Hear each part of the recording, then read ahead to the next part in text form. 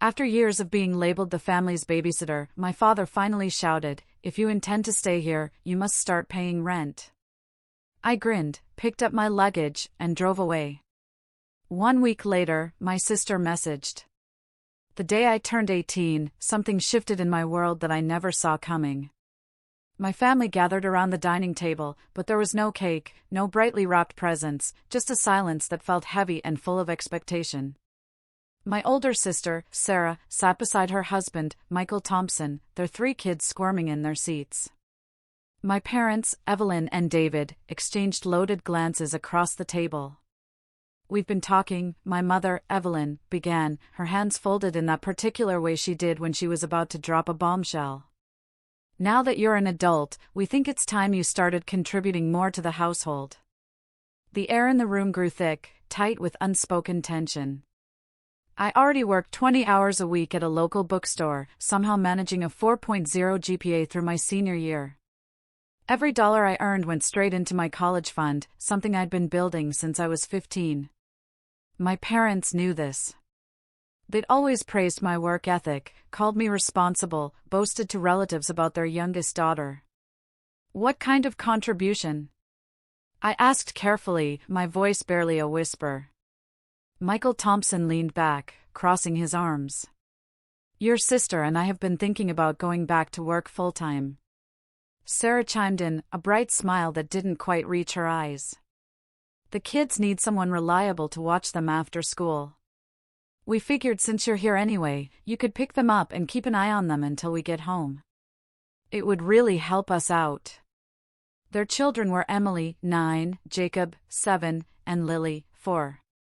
Emily had a knack for ignoring instructions, Jacob threw epic tantrums, and Lily was a tiny explorer, constantly getting into cleaning supplies or kitchen knives. "I have work," I said, trying to push back, "and homework. I'm taking 3 advanced placement classes this semester." My father, David, cleared his throat. "Family comes first. Your sister needs help, and you're in a position to provide it. This is what families do for each other." The decision was clearly made. It was in their eyes, the way they'd strategically placed themselves around the table like a tribunal. This wasn't a discussion. It was an announcement. 3 weeks later, my life was unrecognizable. I'd rearranged my bookstore shifts to weekends only and requested early release from school for my final semester, citing family obligations. Every afternoon at 2:30, I'd leave campus, drive to the elementary school for Emily and Jacob, then to preschool for Lily. I'd bring them back to my parents' house, help with homework, prepare snacks, mediate their constant squabbles, and clean up the inevitable disasters 3 children could create in a few hours. Sarah and Michael would arrive around 7 each evening. They never said thank you. Instead, Sarah would walk through the door and immediately launch into critiques. "Jacob says you didn't let him have cookies before dinner. He was really upset." Or, "Lily's hair looks messy. Didn't you brush it after her nap?" The worst was, "Emily mentioned you were on your phone. You should be engaging with them, not scrolling through social media." I wasn't on social media. I was responding to an email from my college admissions counselor about scholarship applications. But explaining this would have required Sarah to acknowledge I had my own life, my own goals, a future to plan. The criticism became a daily ritual. My mother, Evelyn, started joining in, commenting on how I needed to be more patient, more creative, more attentive. My father, David, would grunt in agreement from his recliner, never looking up from the television. Michael Thompson rarely spoke, but his presence felt like a constant judgment. He'd walk past me without acknowledgement, scoop up his children, and carry them to the car as if rescuing them from inadequate care. 8 months passed. I graduated high school 3rd in my class. No one from my family attended the ceremony because Lily had a dance recital that same evening. I sat in the auditorium, surrounded by classmates and their cheering relatives, accepted my diploma, and drove myself home to an empty house. The envelope from the University of Michigan arrived in July. A full academic scholarship, admission to their journalism program. A dorm assignment overlooking Lake Michigan. I held that acceptance letter, and something cracked open inside my chest, something that had been compressed for so long, I'd almost forgotten it existed. Hope. I showed the letter to my parents that evening over dinner. My mother glanced at it briefly. That's in Michigan. Detroit is very far away. It's a great school, I insisted. The scholarship covers everything. Tuition, housing, books. I won't need any financial help. My father set down his fork. What about your sister? Sarah's counting on you for childcare. We made plans around your availability. I'll be starting college in August. I assumed you knew I'd be leaving for school. Sarah had arrived for dinner that night, which, in hindsight, should have been my first warning. She sat across from me, her expression shifting from surprise to anger in seconds. You can't just leave, she said. We have jobs. We have responsibilities. The kids are attached to you. They barely notice when I arrive and hardly say goodbye when I leave, I replied, my voice tight. And I've been doing this for free for 8 months. I need to focus on my education. You live here rent-free, Michael interjected. Your parents provide everything for you. The least you can do is help your family when they need it. Something cold settled in my stomach. This was the argument they'd prepared, the justification they'd constructed to keep me trapped in a role I'd never agreed to. There are state schools nearby, my mother said. You could commute. Continue helping with the children. You don't need to go all the way to Detroit. I earned this scholarship. I worked for it. My father's face darkened. You worked for it under our roof, eating our food, using our electricity. Everything you have, we provided. You don't get to be selfish now. The argument escalated. Voices rose, accusations flew. Sarah called me ungrateful. Michael said I was immature. My mother cried about how I was tearing the family apart. My father simply stared at me, disappointment etched into every line of his face. I went to the University of Michigan anyway. Packed my car on a muggy August morning and drove 8 hours to Detroit. My roommate, Chloe, was from Seattle, studying environmental science, and she helped me carry boxes up 3 flights of stairs while talking about her summer internship with a conservation nonprofit. The freedom felt disorienting at first. I could study without interruption.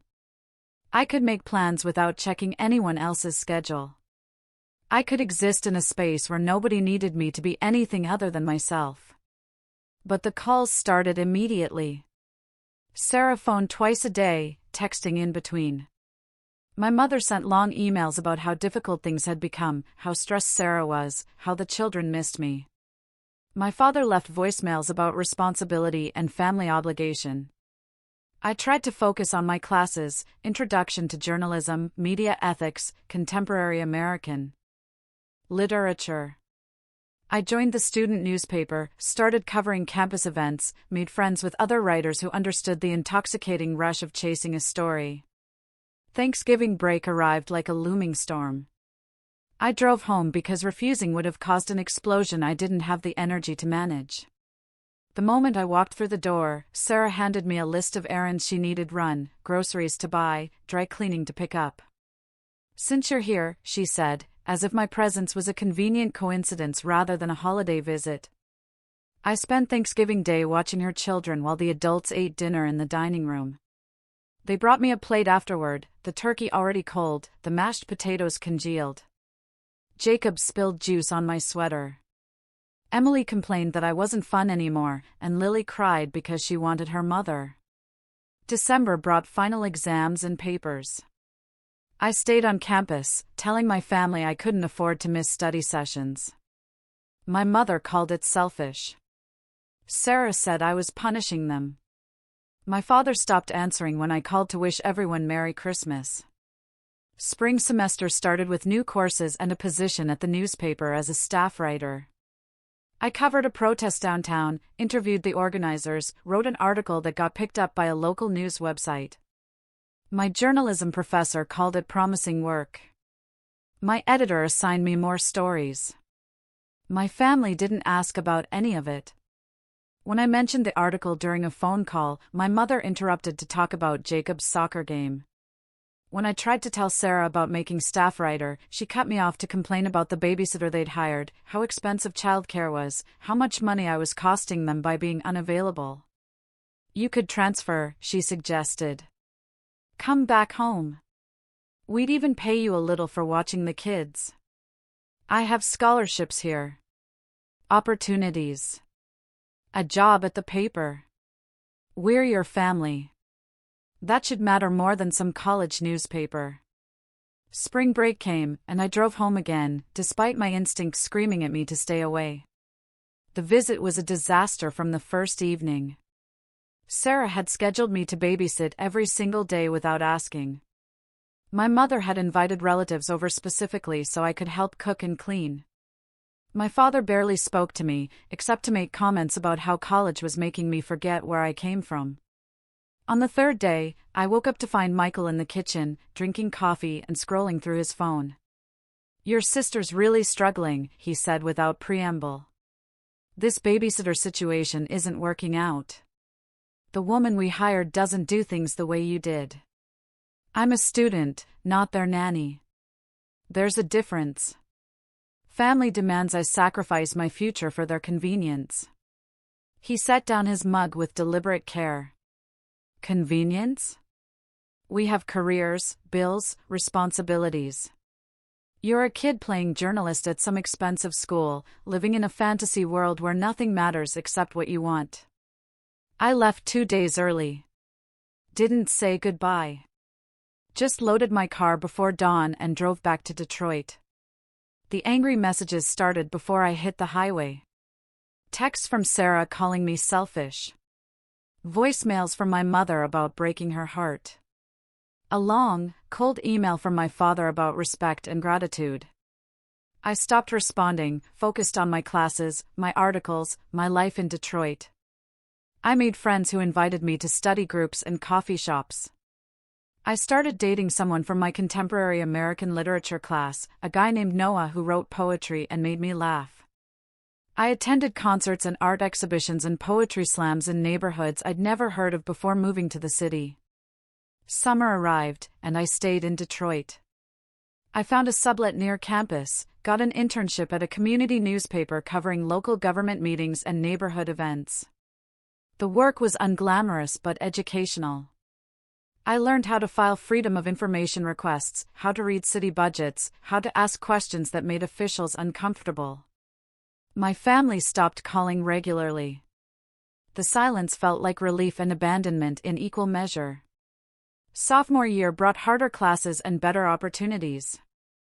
I landed a reporting internship with a mid-sized newspaper covering suburban politics. The editor liked my work enough to keep me on part-time during the school year. I wrote about zoning disputes and school board meetings, local elections, and community controversies. I went home for Thanksgiving again, a decision I immediately regretted. Sarah had recently had a fourth child, a daughter named Paisley. She handed me the infant within minutes of my arrival. I need a break, she said. The baby never sleeps. You don't mind, right? I minded. I minded all of it. The assumption that my time belonged to them. The expectation that I drop everything to meet their needs. The complete disregard for my own life and goals. Christmas break. I stayed in Detroit. My roommate, Chloe, invited me to spend the holiday with her family in Seattle. They welcomed me warmly, asked about my studies, wanted to hear about my journalism work. Her father was a newspaper editor who gave me advice about building a portfolio. Her mother was a public defender who shared stories about criminal justice reporting. It was the best Christmas I'd ever experienced. My family didn't speak to me for 2 months afterward. When contact resumed, it came through increasingly hostile messages about how I'd chosen strangers over blood, how college had turned me against my own family, how I'd become someone they didn't recognize. Junior year, I stopped going home entirely. I made excuses about internships in classes, work obligations, and research projects. Some of it was true. Most of it was self-preservation. I graduated a year early by taking summer courses and overloading my schedule each semester. I accepted a position at a newspaper in Denver covering municipal government. The salary was modest but sufficient. I found an apartment in a converted warehouse, adopted a cat from a shelter, started building the life I'd been dreaming about since high school. My family learned about graduation through a social media post. Sarah called immediately, angry that I hadn't told them, furious that they'd missed the ceremony. "You never cared before," I said quietly. "You didn't come to my high school graduation.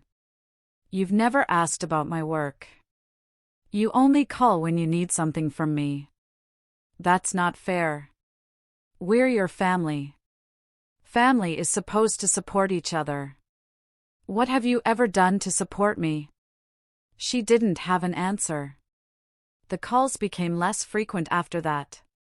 Holiday texts, birthday messages, occasional updates about the children, surface-level communication that required nothing real from any of us. I threw myself into work, covered city council meetings and budget hearings, investigated corruption allegations and misuse of public funds, won a regional journalism award for a series about housing discrimination. I got promoted to senior reporter. I started mentoring younger journalists joining the paper. For years past, I dated, broke up, dated again, made friends with my neighbors, took a pottery class, traveled to conferences in other cities, built a life that belonged entirely to me. Then my phone rang on a Tuesday evening in October. My father's number appeared on the screen. We hadn't spoken in almost a year. "Your mother's sick," he said without preamble. "Cancer, stage 3. She's starting treatment next week." The news hit me like a physical force. "What kind of cancer?" "Breast. It spread to her lymph nodes. The doctors are cautiously optimistic, but she needs support. Family support." "I'm sorry. That's terrible news. Please tell her I'm thinking of her. She wants to see you." "We all do. It's been too long." 3 days later, I drove back to my hometown for the first time in years. The house looked smaller than I remembered. The neighborhood seemed shabbier. Everything felt simultaneously familiar and foreign. My mother had lost weight. Her skin looked paper-thin, her eyes sunken. She smiled when she saw me, tears streaming down her face, and pulled me into an embrace that felt desperate. "I missed you so much," she whispered. We talked for hours. She told me about the diagnosis, the treatment plan, her fears about the future. I listened, held her hand, promised to visit more frequently. For a moment, I let myself believe things could be different. Sarah arrived that evening with all 4 children. They were older now. Emily 17, Jacob 15, Lily 12, and Paisley 6. They didn't recognize me. Emily stared at her phone the entire time. Jacob barely acknowledged my presence. Lily looked confused about who I was. Only Paisley showed any interest, asking questions about Denver and my cat. "The kids have been helping out so much," Sarah said. "Emily picks up the younger ones after school. Jacob helps with yard work. They understand family responsibility." The implication hung in the air like smoke. I'd failed at family responsibility. I'd chosen myself over them.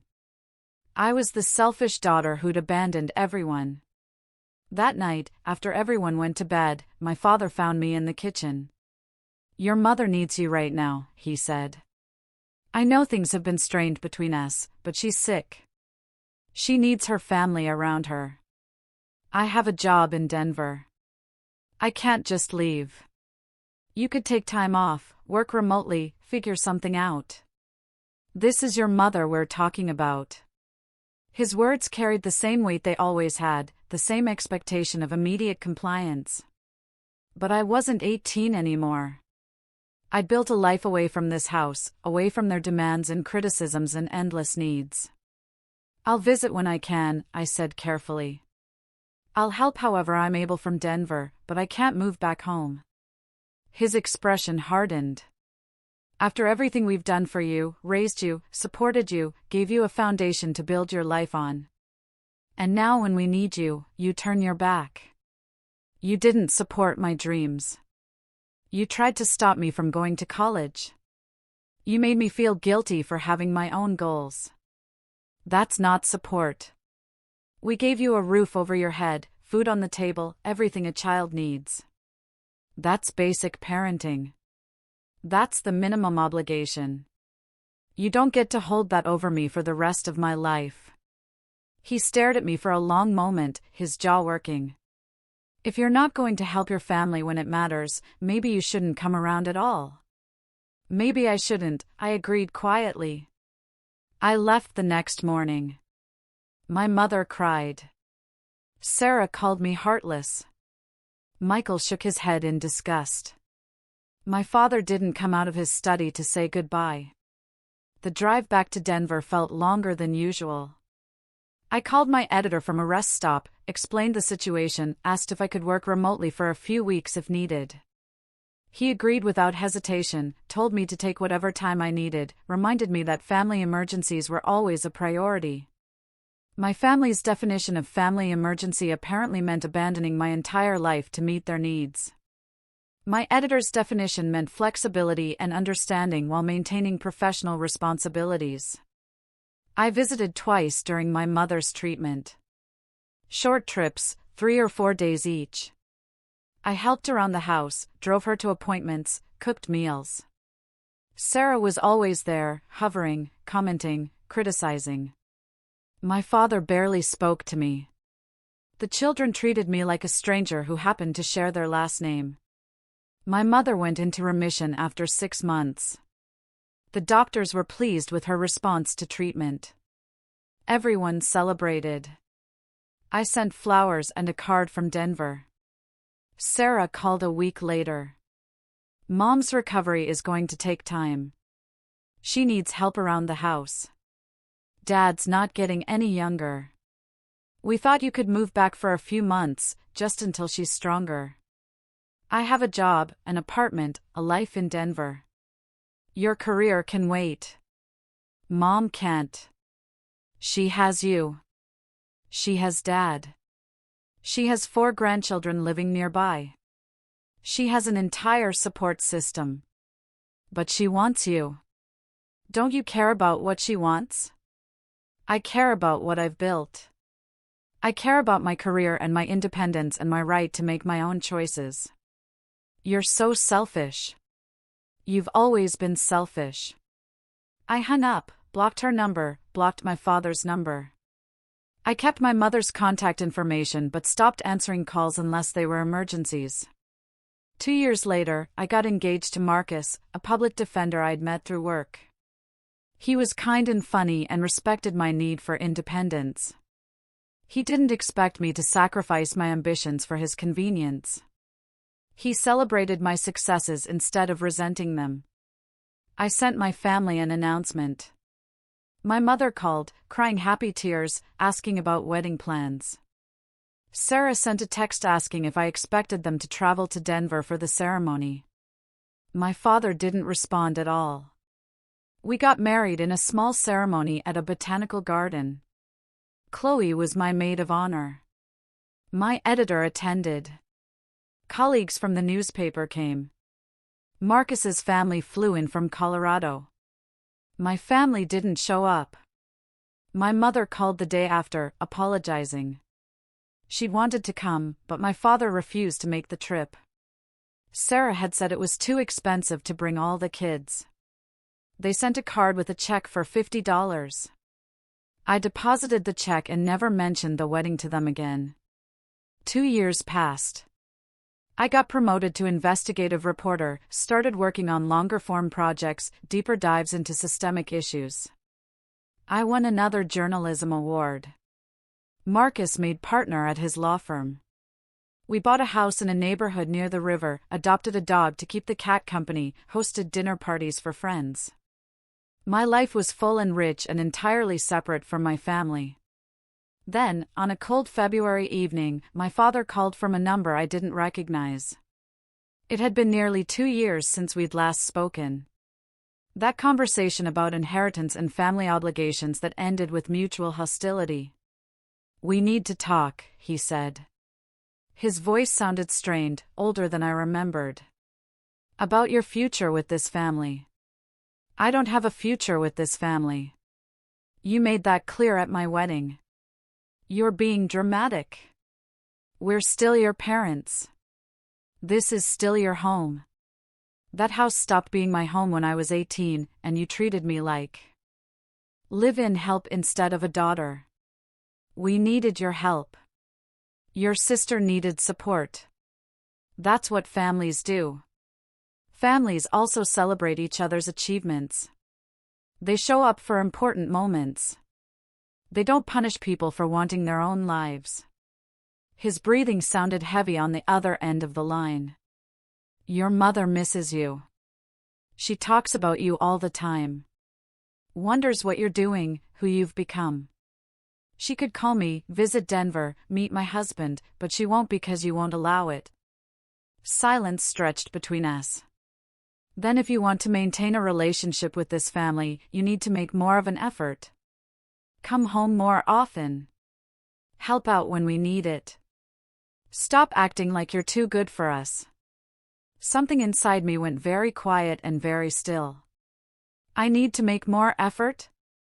I'm the one who left because you treated me like an employee instead of a daughter. I'm the one who got guilt-tripped for going to college. I'm the one who missed holidays because you couldn't accept my choices. And now you're telling me I need to make more effort? We raised you. We deserve respect. You deserve what you've earned. And what you've earned is a daughter who lives 8 hours away and doesn't come home for holidays." His voice turned hard. "If you want to continue living like we don't exist, maybe we should make it official.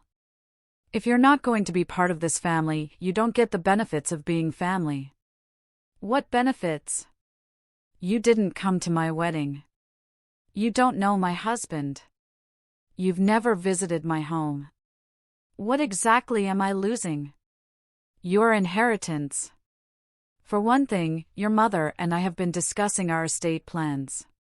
We're thinking about leaving everything to Sarah. She's been here helping, being a real daughter. The threat was supposed to devastate me. It was supposed to make me panic. Cave, come running back to play my assigned role. Instead, I laughed. Actually laughed, a sound that surprised both of us. "Leave it to Sarah," I said. "She's earned it by staying close and meeting your demands. I don't want anything from you. I built my own life, made my own money, created my own success. Keep your inheritance. I don't need it." "You're serious." "Completely serious. I stopped needing anything from you the day I drove to the University of Michigan. Everything I have now, I earned myself. You can't take that away by threatening to cut me out of a will." More silence. "Then, if that's how you feel, maybe you shouldn't bother coming around anymore." "Maybe I won't. Your mother will be heartbroken. My mother has had years to reach out, to build a relationship separate from your control. She chose not to. That's on her, not me. You're making a mistake. Family is everything. Family is supposed to be a source of support and love. You turned it into a weapon to control me. I'm done being controlled." I hung up, sat in my kitchen with my phone in my hand, my dog's head resting on my lap, my cat purring on the counter nearby. Marcus came home from work 20 minutes later and found me there, staring at nothing. "What happened?" he asked, concern flooding his voice. I told him about the call, the threats, the ultimatums. He listened without interrupting, then pulled me into his arms. "I'm sorry," he said quietly. "I'm sorry they can't see how amazing you are. I'm sorry they spent your whole life trying to dim your light instead of celebrating it." We stood there in our kitchen, in the house we'd bought together, in the life we'd built from scratch. Outside, snow was falling, covering the city in fresh white silence. Inside, I felt something release, some final thread of hope that things could be different. My family couldn't change. They didn't want to change. They wanted me to shrink back into the role they'd assigned me. To prioritize their needs above my own dreams, to sacrifice my future for their convenience. I couldn't do it anymore. Wouldn't do it anymore. 3 weeks later, I received certified mail. Legal documents officially disinheriting me from my parents' estate. My father had actually followed through, put it in writing, made it legal and binding. Sarah sent a triumphant text, "Hope you're happy. You chose your career over family, and now you get to live with that choice." I read the message, then blocked her number, too. Months passed. My mother tried to call from different numbers, leaving tearful voicemails about how much she missed me, how she wished things could be different. But she never said she was willing to stand up to my father, never indicated she'd choose a relationship with me over keeping peace in her marriage. I stopped listening to the voicemails, stopped checking messages from unknown numbers. I poured all my energy into work and my marriage and the life I'd chosen. My investigation into local government corruption won a National Journalism Award. The ceremony was in Boston. Marcus came with me, dressed in a suit he bought specifically for the occasion. We danced at the gala afterward, surrounded by journalists and photographers and people who understood the value of speaking truth to power. Nobody from my family knew about the award. I didn't tell them. They'd either dismiss it as unimportant or find a way to make it about themselves. 18 months after my father's threat about disinheritance, I got pregnant. Marcus and I had been talking about starting a family, weighing the challenges of balancing two demanding careers with raising children. The pregnancy wasn't planned, but it was wanted. We told friends and colleagues. Marcus's family threw us a shower in Colorado. Chloe flew in from Seattle to help set up the nursery. My editor offered flexible scheduling for after the baby arrived. I didn't tell my family. Didn't see the point. They'd either try to insert themselves into my life again or criticize my choices about work-life balance. Either way, their involvement would bring stress I didn't need. My daughter was born on a sunny morning in June. 7 pounds, dark hair, lungs that could wake the entire hospital. Marcus cried while holding her for the first time. I felt something shift inside me. A bone-deep understanding of how a parent should love their child, unconditionally, without demands or expectations, with celebration of who they are, not attempts to mold them into who you needed them to be. We named her June, after the month she was born. Simple and clear and entirely ours. 3 months later, my mother showed up at my house unannounced. I opened the door to find her standing on the porch, tears already streaming down her face, luggage at her feet. "I couldn't stay away anymore," she said. "You're my daughter. I need to meet my granddaughter." My first instinct was to close the door, to protect the sanctuary Marcus and I had built, to keep the toxicity of my past away from June's innocence. But she looked so small standing there, so much older than I remembered. And she'd come alone, without my father or Sarah, which must have taken courage I hadn't known she possessed. "Did Dad send you?" "He doesn't know I'm here. I told him I was visiting your Aunt Nancy in Georgia." I couldn't take it anymore. The silence, not knowing my own daughter, missing out on your life. I let her in. I made tea, introduced her to June, who was sleeping in a bassinet in the living room. My mother stood over the baby for a long time, crying quietly, reaching out to touch June's tiny hand. "She's perfect," she whispered. We talked for hours. Really talked, for the first time in years. She told me about the dynamics at home, how my father had become more controlling over time, how Sarah had encouraged the rift because it meant more inheritance for her. She apologized for not standing up for me, for choosing peace over protecting her daughter. I was scared, she admitted. Scared of your father's anger. Scared of being alone. I let that fear drive me to hurt you. And I'm so sorry. Why now? Why come here after all this time? Because I realized I'd lost years with you already. Every day that passes is another day I can't get back. I don't want to lose any more time. It wasn't enough to erase the past. Years of hurt and disappointment don't disappear because of one apology, one visit. But it was something, a crack in the wall that had stood between us. My mother stayed for a week, met Marcus properly, helped with the baby, cooked meals in my kitchen. We established boundaries. She agreed not to tell my father where I lived or share details about my life. I agreed to video calls once a week, to sending photos of June, to rebuilding our relationship slowly. When she left, we both cried. But this time, the tears felt different. Less like grief, more like cautious hope. 6 months later, my mother filed for divorce. She packed her belongings while my father was at a fishing trip, moved in with her sister, Nancy, and hired an attorney Marcus recommended. The divorce was ugly. My father fought every detail, tried to hide assets, contested the settlement. Sarah called me for the first time in years, screaming about how I'd destroyed the family, how everything was my fault. I listened for 30 seconds, then hung up and blocked the new number she'd used. My mother moved to Denver after the divorce was finalized. She found an apartment 10 minutes from our house, started therapy to process decades of a difficult marriage. She built a relationship with June that was loving and healthy and completely different from how she'd parented me and Sarah. I can't undo the past, she told me one afternoon while we watched June play in the backyard. I can't give you back the years I failed you, but I can do better now. I can be the mother you deserved all along. It wasn't perfect. We still argued sometimes, still had moments of tension when old patterns tried to reassert themselves. But we were trying, both of us, to build something new from the broken pieces of what came before.